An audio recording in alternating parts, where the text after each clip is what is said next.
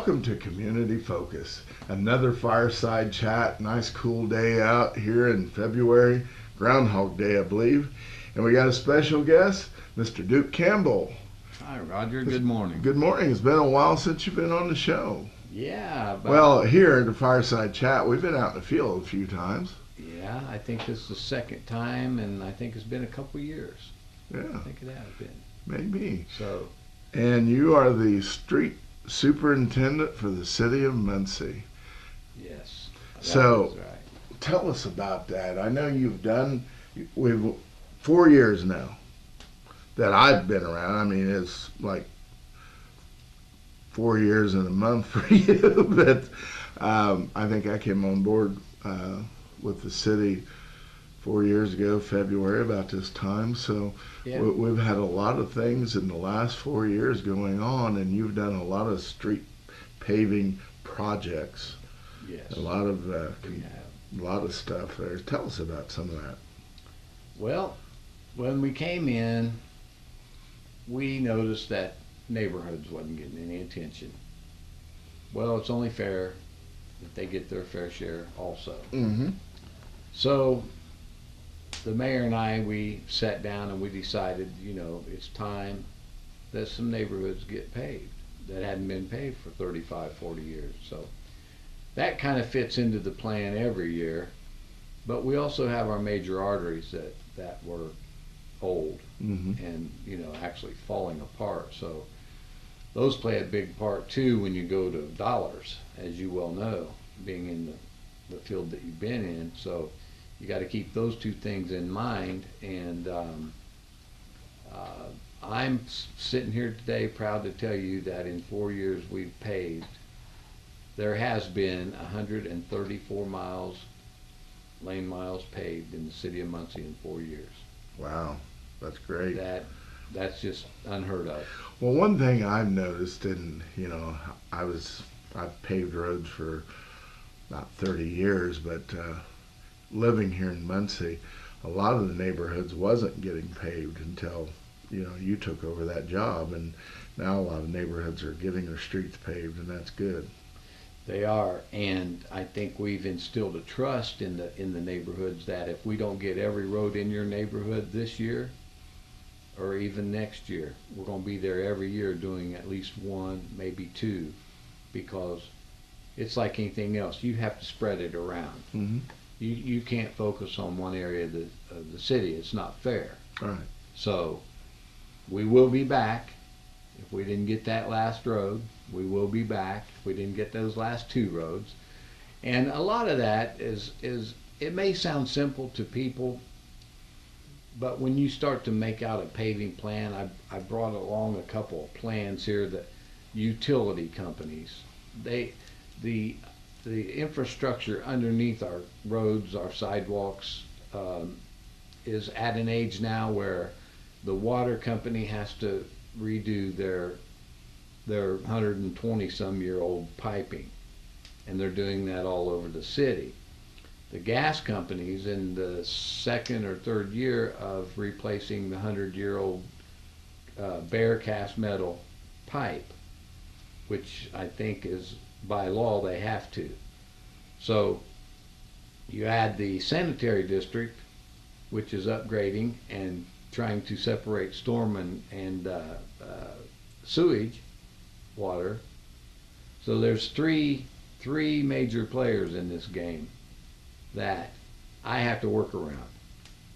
So I've been challenged actually this year more than any of the previous 4 years, because the water company has 5 projects going on, and Vector and Gas has actual 5 projects going on. And I'm not talking about just one road per project. Mm-hmm. I'm talking neighborhoods.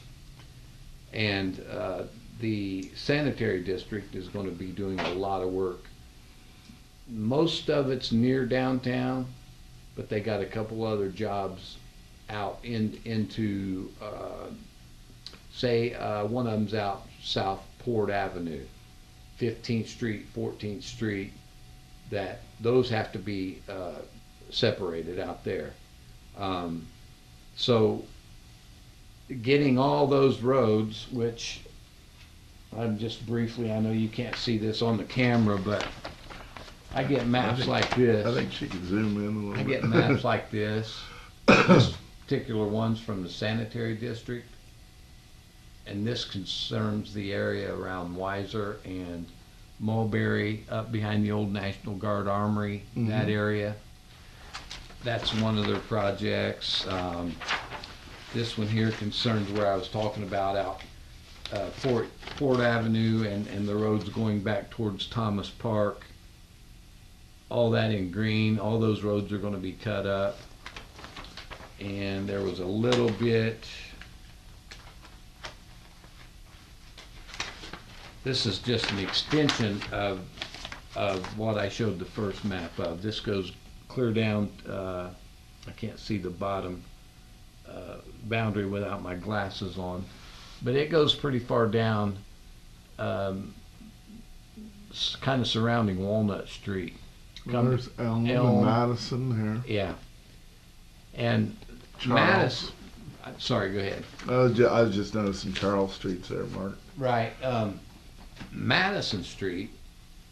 We've got some good news on that. They're working really hard where the flooding happens at the underpass. They have a solution. Now all they got to do is wait for construction to start. And the last plans I seen, they're going to put in large enough pumps to pump it up to above ground. Like a lift station. Yes, a lift station into a storage pond, if you would. I'm sure it's going to be concrete, but then when that gets full, then it's going to overflow into the bigger line that they're going to bury down Madison Street and hook up with the one on Adams that was just done through the downtown. So once that's done, we'll be able to mill, fix the sidewalks, just like we done on South Madison. And all the fools won't be driving into the water. And the people.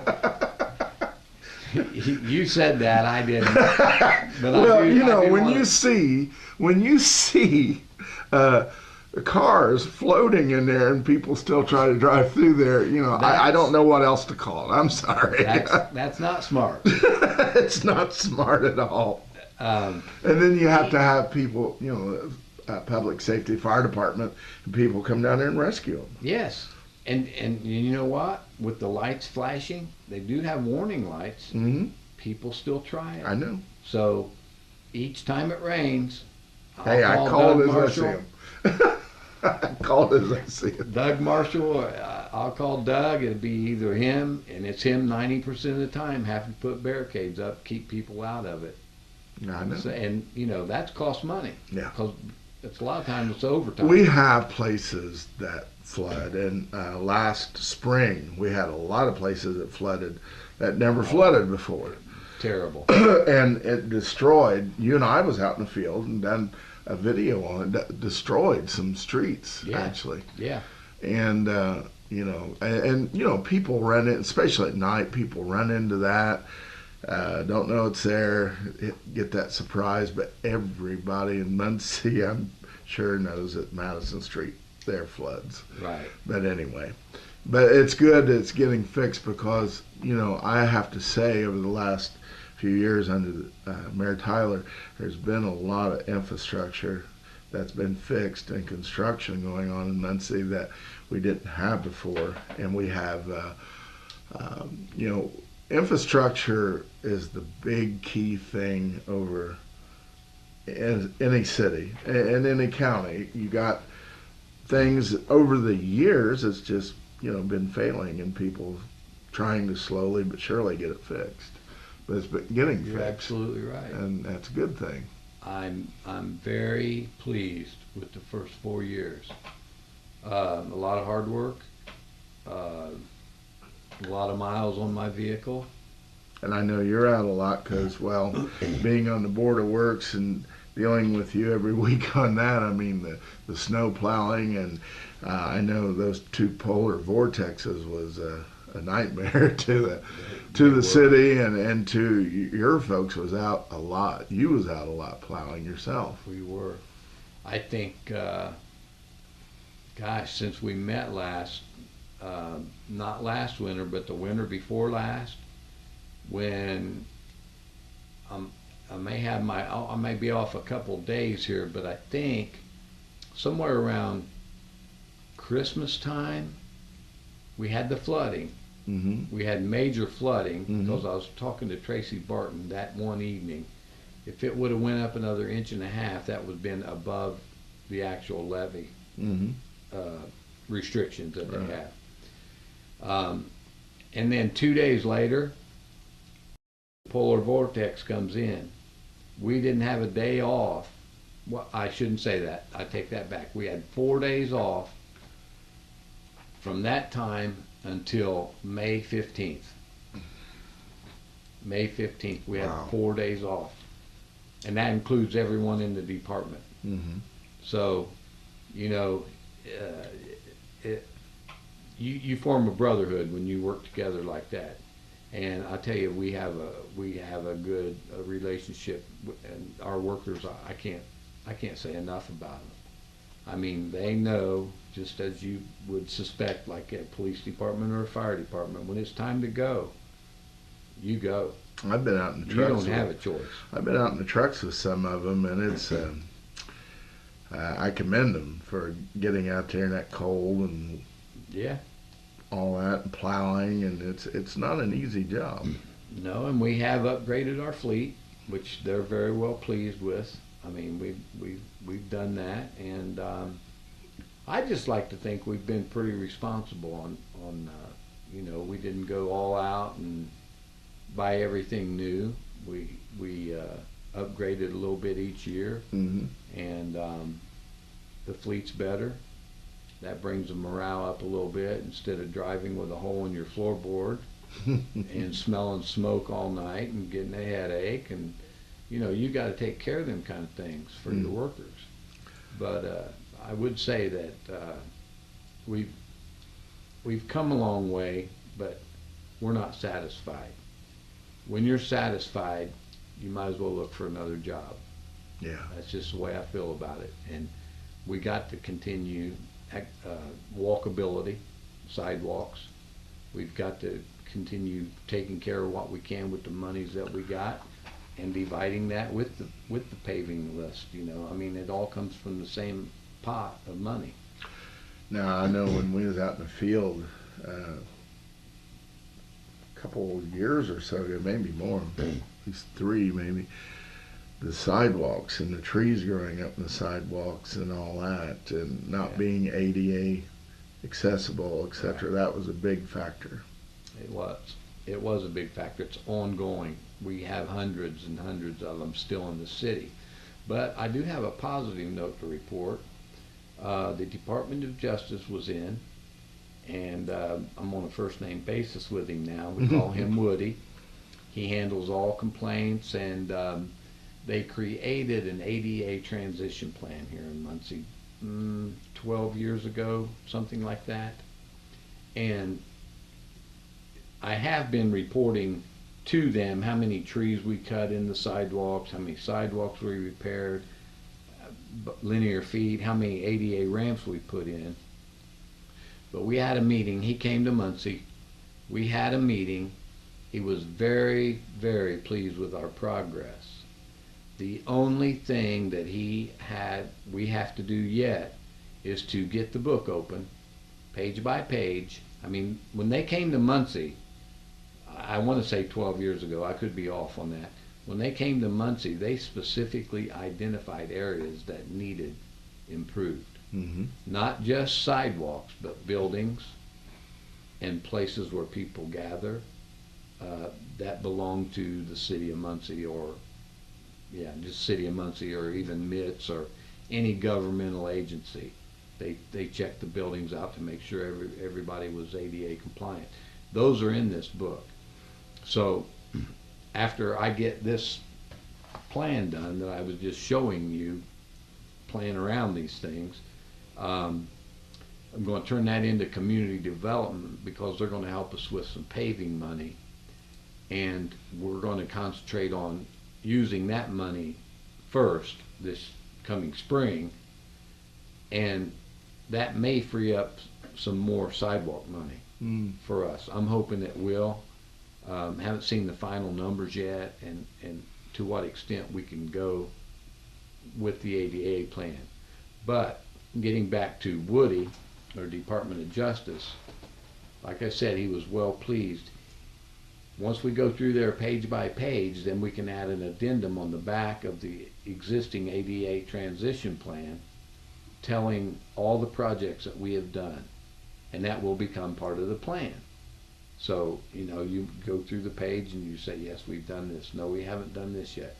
But I expect the book is 50 pages thick of not complaints, but in compliance. Wrong word. Out of compliance. That we need to get in compliance with. And he wants to make Muncie, he thinks we're well on track to make Muncie a shining star for an ADA transition plan. Really? Yes, we had a meeting with, I don't want to forget anybody, but we had Yvonne Thompson, we had Marta Moody, we had Phil Tevis in that meeting because he helped design the sidewalk work that Mitt's done a lot of sidewalk work in downtown Muncie Mm-hmm. with some of their federal dollars. Myself, Woody from Department of Justice, and our secretary who took notes, and I may be leaving someone out, but I don't think so. I mean, that's our core group. Oh, Linda Muckway, pardon me, Linda. We want her in every meeting because she is the head of the ADA council here in Delaware County. And what a great gal. She really is. She's a big help. She's been there. She knows what it's like to have to travel in a wheelchair. Mm-hmm. And I can't think of anyone better to have, you know, than someone that's facing these challenges. Right. And she gets out and goes. Yeah. Nothing slows her down. Well, so she's everywhere. She can tell you where the problems are. And you know, of course, this is, and I commend you guys for fixing this because this didn't happen overnight. It's been that way for a long time. I've seen people, you have too, that has traveled around in those scooter chairs and hover chairs and have to get out on the street and you know, have a flag up and this and that, and you have to get out on the street, and that's dangerous. Very dangerous. I mean, I wouldn't want to do it. I hate to see it. I've seen people down Centennial and crossing over to go shopping or whatever here on McGalliard, which is one of the busiest streets, probably arguably the busiest street in Muncie, and one of the scooter chairs. And I mean, yes. I can't imagine it. It's a shame. It is. It's a shame.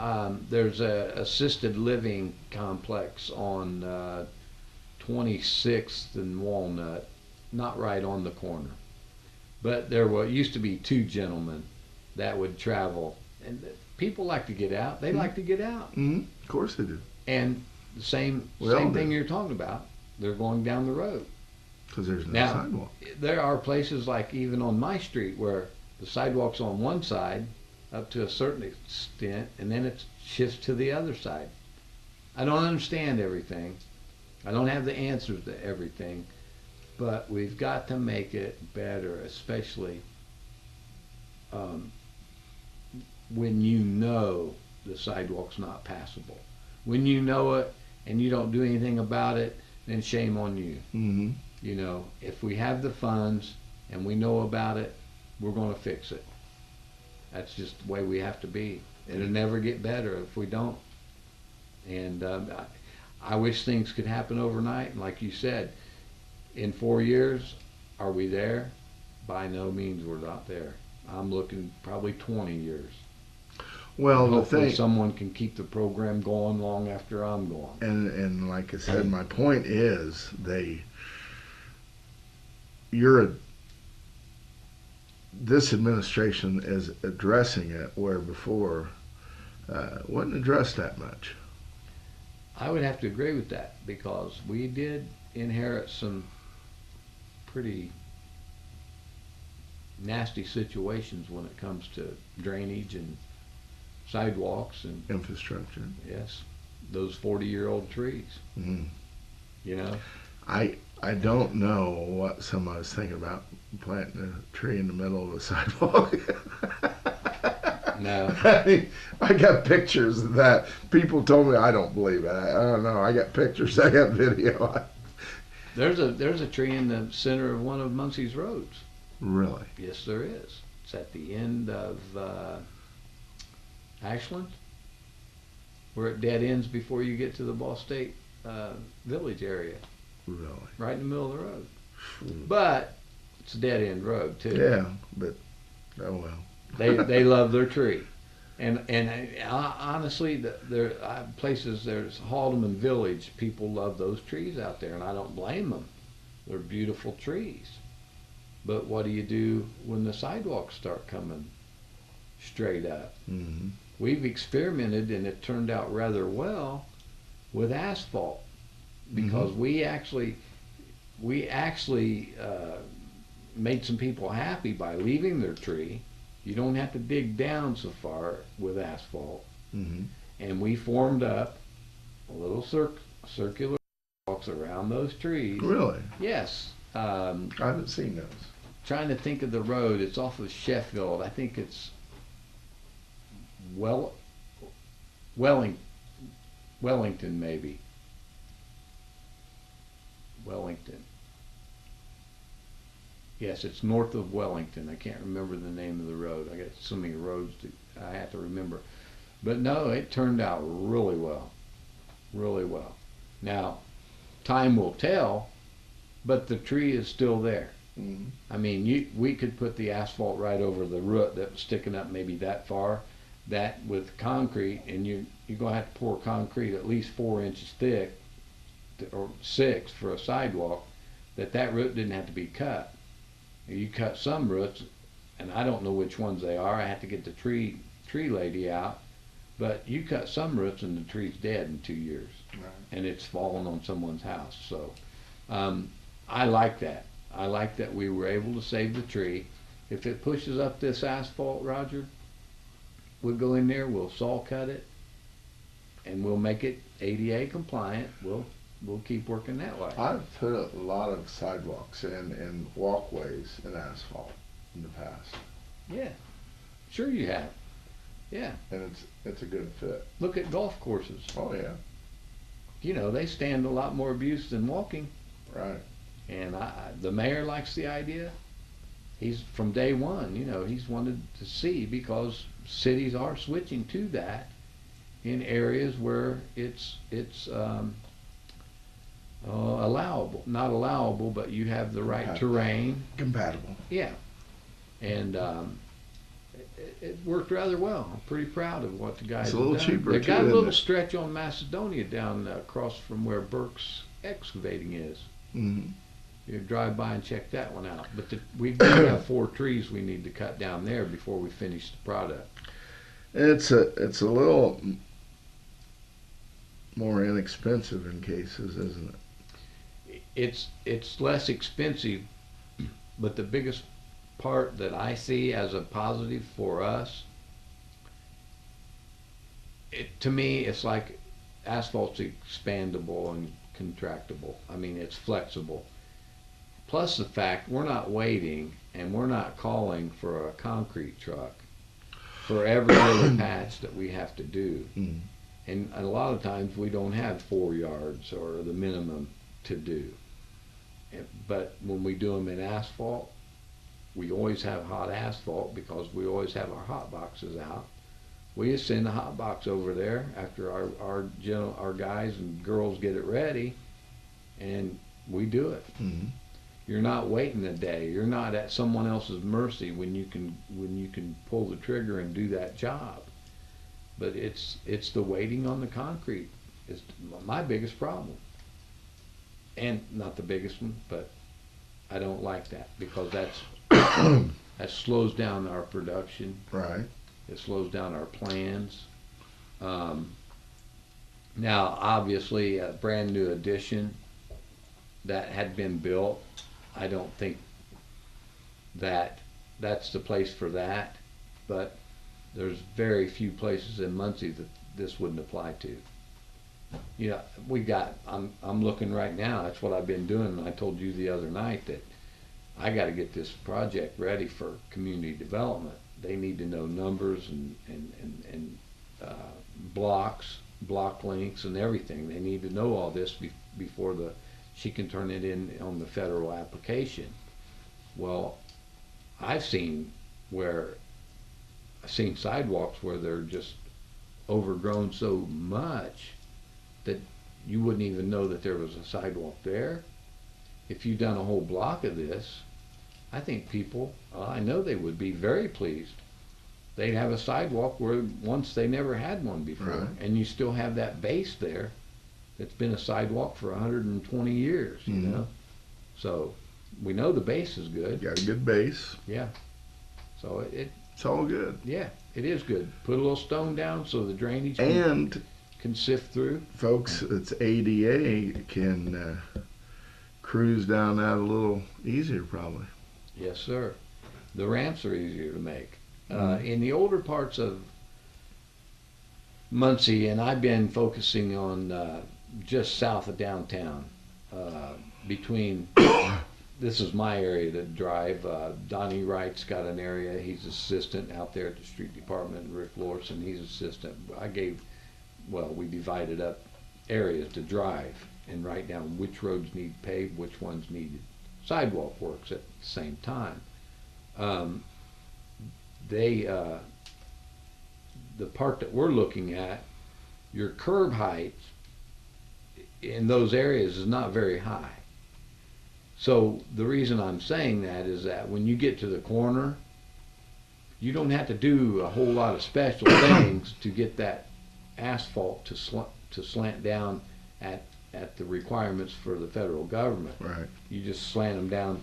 You may have just 4 inches higher than the road, and that's an easy slant. But there are some places in Muncie that have 8-inch curbs and a curb radius all around, and those are the tough ones to handle. You're because you right. have And very I'm not little putting the space. concrete guys down because, No. I've done helped with concrete. I don't know it as well as asphalt, but concrete's good.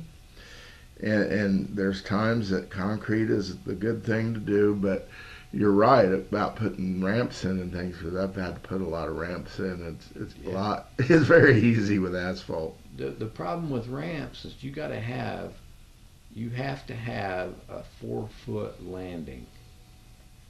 And what that means is after you traverse up the angle, a 2% grade, you have to have a 4-foot flat landing. Anywhere you put a ramp in. Mm-hmm. Well, Muncie's an older city. You'll have a utility pole on the corner. You'll have our light signal box on the corner. You'll have the support wires that hold the light pole in place. And plus the property, your right of way ends at some of these walls or property lines, and it's very hard to get a 4-foot landing. Very hard. Mm-hmm.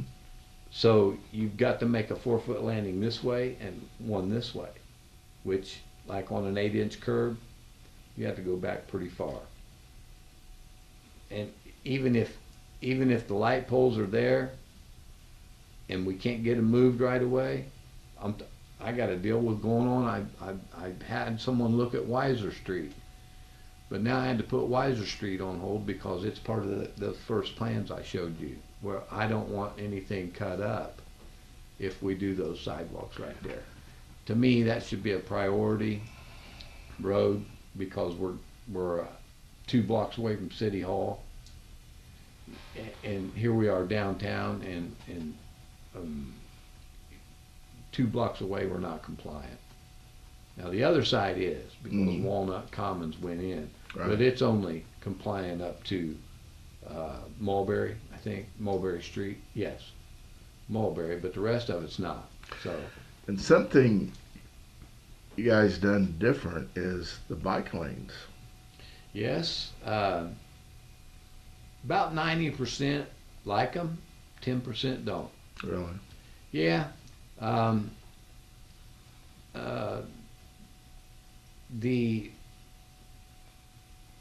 The trend, I'm looking for the word here, the trend is to be more fit in America, you know, and do as much bicycling as you can, walking, whatever. I myself walk 3 times a week, but it's on a treadmill. Um, but if I had more time, I'd walk outside. Uh, I don't have the time. But anyway, Muncie is, Mayor Tyler is striving to get recognized as a bike-friendly community, which it's not just the recognition. It's if you're recognized as that, there's opportunities for more dollars to come in from the federal government for projects and bike lanes and things like that. Bike lanes on certain roads are a piece of cake. On some roads you just can't do it because you don't have the road width there. We've made some changes here lately. We hadn't decided to do Oakwood, even though the sanitary hasn't been in there and fixed their curb drains because it's kind of in the middle. The curb drain is. There's still room to ride your bike, but it's kind of in the middle. And some of them have sunk down a little bit. Well, they can't do anything right now, but they're going to raise those up. I know they're going to in the springtime when they get things rolling. So that's going to be a good deal. We changed the speed limit on that. There again, you have a school crossing down there. We may tweak that go to north side or whatever, and it's right at the ad building on Oakwood. That crossing is, and it's not set in stone, but I think what we'll do is do one of those speed limit 20 during certain hours, like you see at crosswalks for schools. And then all other times, you can go back to the 30-mile-an-hour speed limit. You know, speaking of that, there's a lot of people don't know what all's involved, and what you do and the street department does, unless they watch the Board of Works every week. But you go out and have to check on handicap applications for parking and things like that, and all kinds of different things. A dozen things a day, probably. Yeah. And I think that here's what I go by. People want to talk to someone about their problem. I don't care how small it is, or it may seem to everybody else. That person has a problem. It's a problem for them. And they deserve someone to speak to. Whether I can help them with their problem or not, I'll never know till I get there. But when I get there, I don't promise them the world. I just tell them I'll do what I can do, what I can legally do. A lot of people want us to go build them a wheelchair ramp up onto their property. You can imagine the kind of things I've been asked to do. Well, we can't do that. I've been there and seen it. But just by the fact that making yourself available as much as you can, I think it gives them confidence in you. It gives them confidence in the administration. Clear up to the mayor that he does have people that are people friendly. And I don't get, my joy comes from helping someone. I'm not a material person. If I can help someone today, I made my day. And that's the way I am. And I'll say this again, if I ever lose that compassion to help people, then I better be looking for another job. Well, you've came from Delaware County Highway Department. Yes. And you got a lot of experience out there. You was out there for a while. I don't remember how many years. Right at 20 years. Yeah. Yeah. And now, found out not too long ago, you're putting your name in the hat for running for county commissioner. I am. I filed to run on the Democrat ticket, county commissioner, District 1. And I'm doing that because I want to. I think I'm up for it. I think I have a lot of great ideas. What really made my mind up was my 20 years at the county highway. We used to try to service all 12 townships equally and fairly. I've had a lot of people talk to me over the 4 years thinking I was still at the highway, thinking I could get something done. Got a lot of friends out in the county, and I got to digging and checking some things out, and to be quite honest with you, there's about 10 townships that's not getting their fair share of the services. Really? Right, as far as road work, paving, stuff like that. I can make it better, and I want to make it better. I'm not ready to speak in details of what some of my plans are at the moment, as you can understand, but I have like 25 years in this county, in this city, on the roads, and I've seen how things work, how things fail, and you know, experience is the best teacher. And I look to, if I'm fortunate enough to win, I can commit to making services better, because I already know how. Kind of spread the paving and road work out a little bit is what you're saying, I believe. That is exactly what I'm saying. You know, you get so much money. It's not property taxes. You know, your highway department, your street department, all over the state of Indiana depend on LRNS money, MVH money, and we're fortunate enough to have a wheel tax here in Delaware County. That's the three pots of money you draw from. From what I've seen, at least in the paving, and I haven't been able to look at the last 3 years' maps. I've only seen last year, but I've driven the roads. The outer lying and northern townships don't seem to be getting much done. And you know, I don't want to compare what's happening today with what we've done, but I will just say this. We made a point to put so much money into housing additions, okay? And we spread it around. If you've got, it wasn't always the same amount of money, but if you've got $1 million in wheel tax and you got basically 11 townships, you really have 12 because you have center, then close to 100,000 or thereabouts should be spent in that township. That's the way I feel.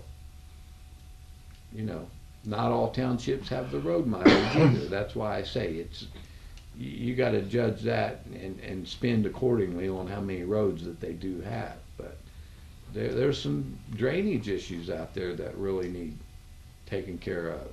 And partly, you know, I know how to get people together. I know how to get the job done. I mean, to me, it's common sense. You're there to do a job, so let's do the job. Mm-hmm. You know, and you know, as I said before, drainage is the biggest culprit to a bad road. It is. Here in Indiana. It is. I've seen that destroy roads. Exactly. It's just it's the nature of where we live. Mm-hmm. I just think I want another challenge in my life. I don't think it's going to interfere. I know it's not going to interfere with my job at the city, but I think I can handle it rather well. Well, good luck to you. Thank you. And certainly interested to see. Well, we're in another election year. Yes, we are. The county election year, And I happen to be in it. and it's you're presidential. in it, and but it's going to be an interesting year. Yes, it is. We're going to have fun no matter what happens. In fact, we formed a committee, and that's what I tell them every meeting that we have. Let's have fun doing it. You know, it's just a ride. Yeah. It's just another phase of life. You know, you got to have fun doing it. And I think you will. Yeah, I like my job. Like I said, I love to help people, and I don't expect anything in return. I'm fortunate to get paid doing the job I love. You know. Well, there's an old Chinese proverb that says, if you do what you love to do, then you never work a day in your life. That's very good. That's why I can keep chugging along like the Energizer Bunny There then, you isn't it? go. Huh? Well, we're running out of time, but Already? See, you like Already? doing this. You like doing this. I do like talking about it, you Yeah. know? And but I wish you a lot of luck, and I commend you again. And I've said this publicly at Board of Works, and so has a lot of other people. And thank you for the hard work you put in, and you do. I can tell, we can tell, you care about your job, and you're out there hitting it hard. I appreciate that. But like I said, I appreciate the people I work with. I appreciate the opportunity Mayor Tyler's given me. He has the same thought process that I'd buy into any day of the week. You know, we've got to do something positive every day, and it's been a pleasure. It really has, and you know, I'm up for 4 more years because I want to look back 4 years from now and have this chat with you and tell you we've paved 400 roads, 400 miles of roads in the proper way, and we've done, I don't know, 16 miles of sidewalks. Who knows?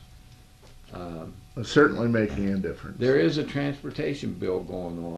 A lot of talk in Congress about transportation bill that might help the locals do even more. Yeah. I'm gonna keep a close eye on that.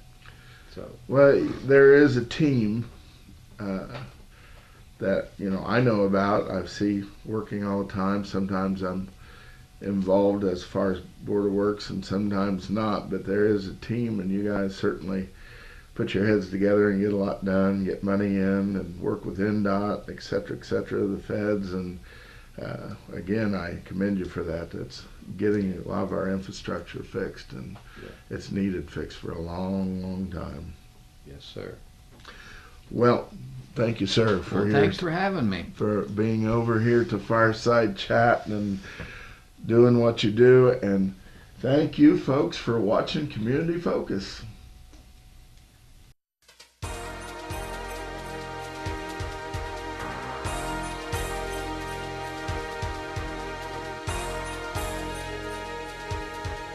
Community Focus would like to thank the following underwriters for their help and support with our productions. Put your business up for everyone to see. Hometown Outdoor Advertising, 288-9000. Wishbone Gifts Incorporated, corner of Walnut and Jackson Street in Muncie. Best Built Computers, 25 years experience in computer repairs. 413 South Tillotson Avenue, Suite 1. Crime Stoppers. Tips can pay up to $1,000. 286-4050. You don't have to give your name. McGalliard Guns and More. 800 West McGalliard, Muncie, Indiana. 765-288-GUNS. Parson Mortuary Incorporated. 801 West Adams Street, Muncie, Indiana, 765-747-1100. Muncie Sanitary District, serving Muncie since 1965, 300 North High Street, Muncie, Indiana, 765-747-4863. This show is produced by Millennium Productions Incorporated. Thanks for watching.